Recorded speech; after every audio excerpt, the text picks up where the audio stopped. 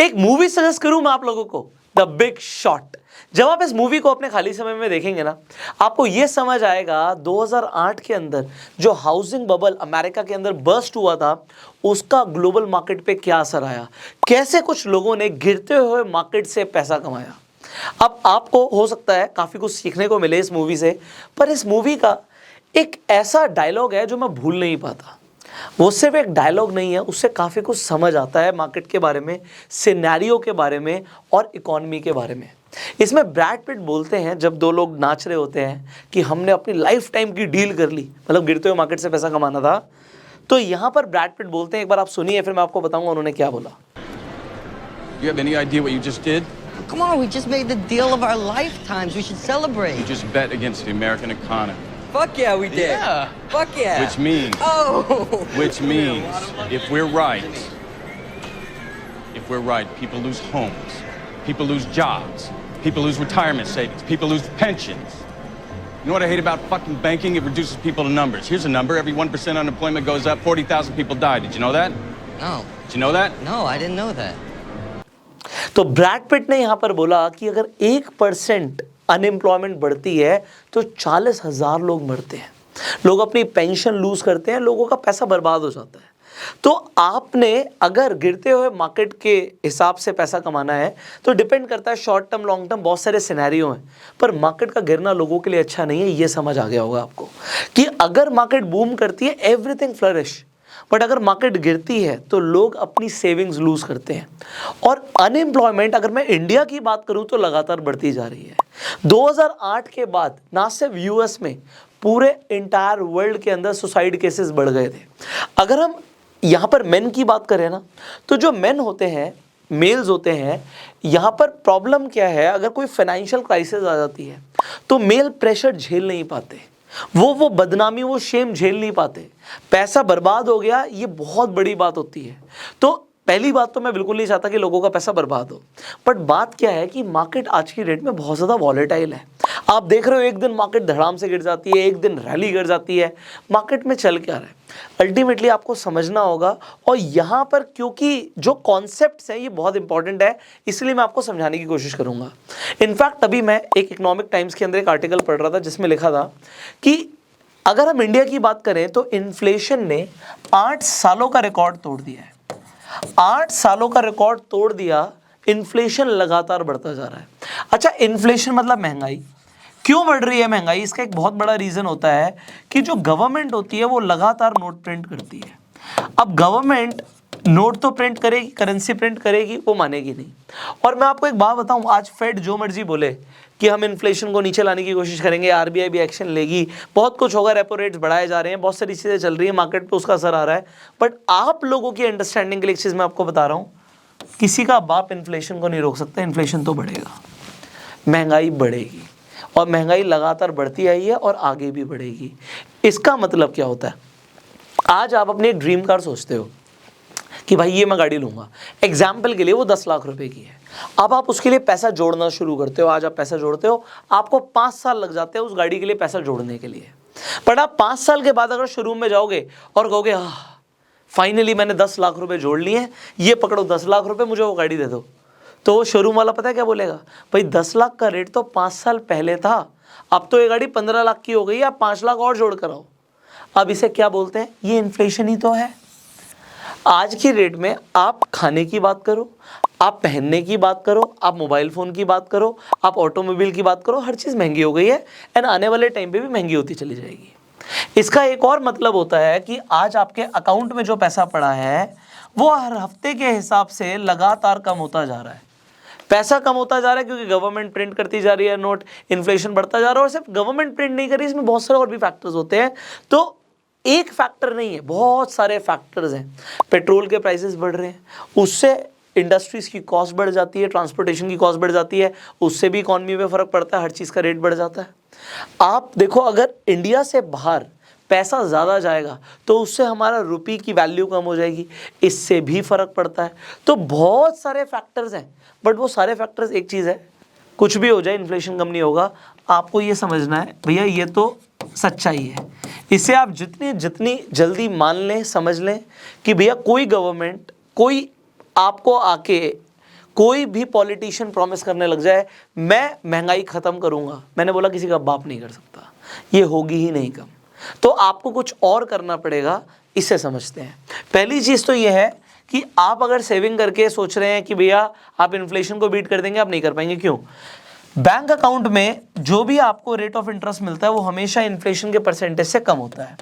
तो बैंक में पैसे रखने से तो पैसा कम होता है। अगर आप एफडी भी करा दोगे तो एफडी भी जस्ट इन्फ्लेशन, आप समझ लो जो एफडी पे रेट ऑफ इंटरेस्ट मिल रहा है ना, उतना इन्फ्लेशन है। अगर एफडी पे जब 5% मिलता था तो समझ लो 5% के हिसाब से इन्फ्लेशन बढ़ रहा था। जब 12% मिलता था तो 12% के हिसाब से इन्फ्लेशन बढ़ रहा था। आज 7, 8, 9% जो भी आपको एफडी पे मिलेगा, आप समझ लो इन्फ्लेशन उस हिसाब से बढ़ रहा है। तो इन्फ्लेशन मतलब मैं ऐसे कैलकुलेट कर लेता हूँ डायरेक्ट कि भैया जो बैंक वाले एफडी में रेट दे रहे हैं ना, उतनी तो महंगाई बढ़ रही है। क्योंकि बैंक वाले नहीं चाहते आप पैसा कमाओ, बैंक वाले चाहते हैं हम पैसा कमाएं। आप समझ रहे हो? बैंक वाले नहीं चाहते आप पैसा कमाओ, वो चाहते हैं हम पैसा कमाएं। तो एफडी में पैसा रखने का कोई फायदा नहीं है। फिर हम क्या करें कि हम स्टॉक मार्केट में पैसा लगा दें? क्यों? अब बहुत सारे लोग बोलेंगे आप डायरेक्टली स्टॉक मार्केट में पैसा लगा दो, स्टॉक्स में पैसा लगा दो। हो सकता है वो सही डिसीजन भी हो सकता है वो गलत भी हो। क्यों? दोनों को समझते हैं। तो पहले तो ये समझते हैं कि भैया आज की डेट में मार्केट सिनेरियो को समझ लेते हैं कि मार्केट तो बहुत ज़्यादा वॉलेटाइल है। पैसा बैंक में रखने से इन्फ्लेशन हमारे पैसे को खा रहा है। सो अगर आप गोल्ड में इन्वेस्टमेंट कर दो या फिर और प्रीशियस मेटल्स में इन्वेस्टमेंट कर दो तो क्या ये एक अच्छा इन्वेस्टमेंट माना जाएगा? अच्छा इन्वेस्टमेंट माना जाएगा अगर आप लॉन्ग टर्म के बारे में सोच रहे हो। अगर आप शॉर्ट टर्म में सोच रहे हो कि आज मैंने गोल्ड खरीद लिया 50,000, 52,000, 54,000 के रेट पे और वो 60,000, 70,000 का हो जाएगा, तो इतनी जल्दी नहीं होगा। ओवर द ईयर्स होगा, डेफिनेटली होगा। गोल्ड का प्राइस भी बढ़ना ही बढ़ना है। बट आज आप सोचो आज मैंने इन्वेस्ट किया, 1 महीने बाद कुछ हो जाएगा, नहीं होगा। So it can be option for long term but not for the short term. Second, आपका जो पैसा पड़ा हुआ है अगर आप उन्हें स्टॉक्स में लगा देते हो तो लोग बोलते हैं stocks are very risky, and they are right. Stock market is risky क्योंकि ये जो एसेट्स हैं ये हाई रिस्क इंस्ट्रूमेंट्स हैं।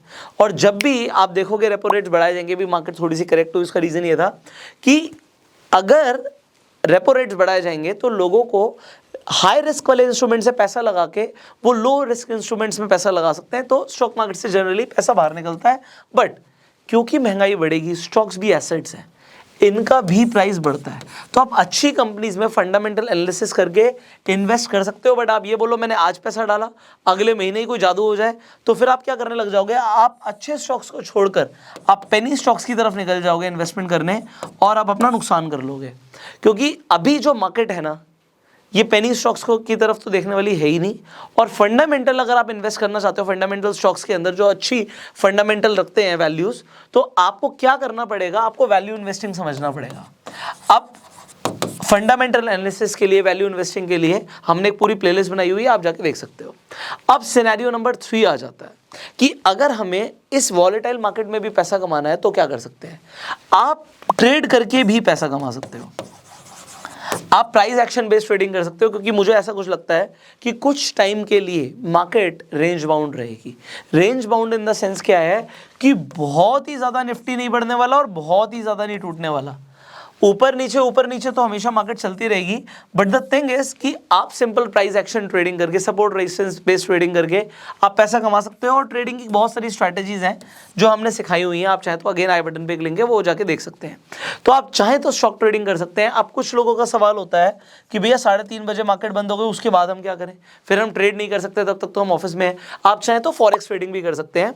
अब एक और सवाल आता है कि भैया ठीक है, हम लॉन्ग टर्म सोच रहे हैं, कुछ पैसा गोल्ड में लगा सकते हैं। आप मेरे से पूछ सकते हैं क्या आप गोल्ड में इन्वेस्ट करते हैं? यस, मैं गोल्ड में इन्वेस्ट करता हूं, मैं एक्टिवली इन्वेस्ट करता हूं। बट मेरे पोर्टफोलियो का एक पोर्शन गोल्ड में है, तो ये मुझे यहां पर एक सेफ्टी भी प्रोवाइड करता है। आपको पता है हेजिंग हो जाती है।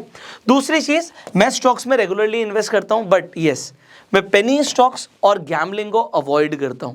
जब भी मुझे लगता है कि कोई स्टॉक, मुझे लगता है कि यहाँ पर एक वैल्यू इन्वेस्टिंग अपॉर्चुनिटी बनती है, I definitely invest. But what if अगर आपको नॉलेज नहीं है, बहुत ज़्यादा आपको पता नहीं कौन से स्टॉक में पैसा लगाना है, क्योंकि मैं आपको एक चीज़ बताऊँ, मैं कोई टिप्स प्रोवाइड नहीं करता, कोई कॉल्स प्रोवाइड नहीं करता। सो आप एक काम और कर सकते हो, जिसे हम बोलते हैं कि आप इंडेक्स के अंदर इन्वेस्ट कर सकते हो। अब इंडेक्स इन्वेस्टिंग का कंसेप्ट क्या है, इसे समझ लीजिए। इंडेक्स इन्वेस्टिंग का मतलब क्या होता है? आप सेंसेक्स को देख रहे हो, आप निफ्टी को देख रहे हो। अभी मार्केट वॉलेटाइल है, बट अगर आप मुझसे पूछो कि मेरा व्यू क्या है ओवर द ईयर्स, तो मैं बोलूँगा कि yes, India can become a $5 trillion economy, जैसे कि अभी नरेंद्र मोदी जी की स्पीच में भी आपने सुना होगा। साथियों, अब भारत ने यह तय किया है कि आने वाले 5 वर्षों में हम अपनी इकोनॉमी के साइज को 2 गुना करने का प्रयास करेंगे। $5 ट्रिलियन आज एक टारगेट उसको हमारे सामने हमने रखा है। तो इंडिया 5 ट्रिलियन की इकॉनमी बनने वाला है, ये मुझे पता है। क्यों मुझे पता है? क्योंकि इंडिया ग्रो कर रहा है, मुझे बड़ा भरोसा है इंडिया की ग्रोथ स्टोरी के ऊपर। एंड सिर्फ भरोसा नहीं है, आज आंकड़े भी बोलते हैं, अगर आप नॉमिनल जीडीपी की फिगर्स देखें तो over the years India 5 trillion economy बन सकता है, ऐसा मुझे लगता है। बट वो 5 साल में होगा, 7 साल में होगा, 10 साल में होगा, ये तो भगवान जाने। ये तो क्लियर है कि इसके लिए कोई प्रेडिक्शन नहीं है, बट यस, इंडिया ग्रो करेगा, ये मुझे पूरा भरोसा है। तो एक चीज़ क्या देखी गई है कि ओवर द ईयर्स अगर आप सेंसेक्स और निफ्टी को देखो तो ये लगातार बढ़े हैं, और इंडिया क्योंकि एक डेवलपिंग नेशन, एक डेवलपिंग इकॉनमी है, तो यहाँ पर ग्रोथ बहुत ज़बरदस्त हो सकती है। अब देखिए, एक सिंपल सा एक आपको रूल बताऊँगा, 15-15-15। अगर आप ये 15-15-15 रूल को याद रखो तो आप स्टॉक मार्केट से 1 करोड़ रुपया कमा सकते हो। अब आप कहोगे भाई ये क्या रूल है, फटाफट बताओ। फटाफट नहीं है, यही समझना है।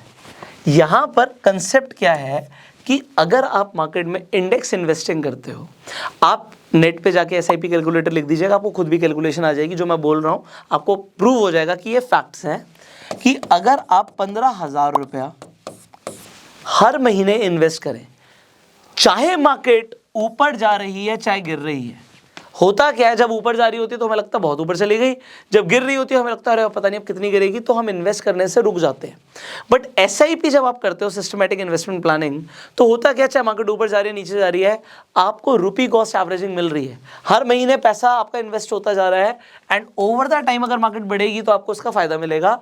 अगर अब रूल को समझते हैं, अगर आप 15,000 रुपया 15 सालों के लिए 15% अगर आपको रिटर्न आ जाए, तो निफ्टी अगर आप देखेंगे पिछले कुछ सालों में 15% से ऊपर रिटर्न्स दिए हैं, तो 15% अगर रिटर्न्स मिल जाते हैं आपको आपके पैसे पे, तो 15,000 रुपये अगर आप 15 सालों के लिए इन्वेस्ट करें और 15% की आपको रिटर्न मिल जाए, तो आपके पास 1 करोड़ से ज़्यादा पैसा होगा। And this is the best way to make money even the market is choppy और वॉलेटाइल और व्हाटएवर यू से। तो अब मार्केट ऊपर जा रही है नीचे जा रही है, लॉन्ग टर्म में इसका कोई फर्क नहीं पड़ेगा आपको अगर आप इंडेक्स इन्वेस्टिंग करते हैं। तो क्या आप इंडेक्स इन्वेस्टिंग करते हैं आज की डेट में? क्योंकि बहुत सारे लोगों को मैं इंस्पायर कर चुका हूं कि भैया बैंक में पैसा रखना आपके पैसे को खा रहा है दीमक की तरह। आप FD में रखेंगे तो आपका सिर्फ इन्फ्लेशन में जितना आपका पैसा कम हो रहा है बस उतना ही बढ़ रहा है, तो आपको कोई फ़ायदा नहीं हो रहा। गोल्ड, मैंने आपको बताया कि आप गोल्ड में इन्वेस्ट करते हैं तो लॉन्ग टर्म होराइजन ही रखिएगा, पर उसमें ऐसा नहीं होगा कि आप सिर्फ गोल्ड में इन्वेस्ट करके आप करोड़ों बन जाएंगे। स्टॉक इन्वेस्टिंग के लिए पहले आपको सीखना पड़ेगा फंडामेंटल एनालिसिस। प्लेलिस्ट का लिंक आई बटन पर है। यहाँ पर अगर आपको ट्रेडिंग करना है, ट्रेडिंग सीख सकते हो, उसका भी लिंक आई बटन पर है। फाइनली मैंने आपको बताया कि आप इंडेक्स इन्वेस्टिंग करके आप लगातार पैसा बनाने वाले हो, जिसे हम कहते हैं पावर ऑफ कंपाउंडिंग। ये वीडियो आपको कैसा लगा जरूर कमेंट्स में बताइएगा। इस वीडियो को अपना प्यार देने के लिए आप लाइक कर दीजिए, एंड अगर आपके अभी भी कुछ सवाल है आप कमेंट्स में पूछ सकते हैं। Will try to make more educational video for you. So उसके लिए आपको हमारे साथ जुड़ा रहना पड़ेगा। सो जब आप बेल आइकन पे क्लिक करें, सो ऑल पे सिलेक्ट कीजिए और फेसबुक और इंस्टा पे हमें फॉलो कीजिए। I will see you in the next video. Till the time you go self made and share this video right now.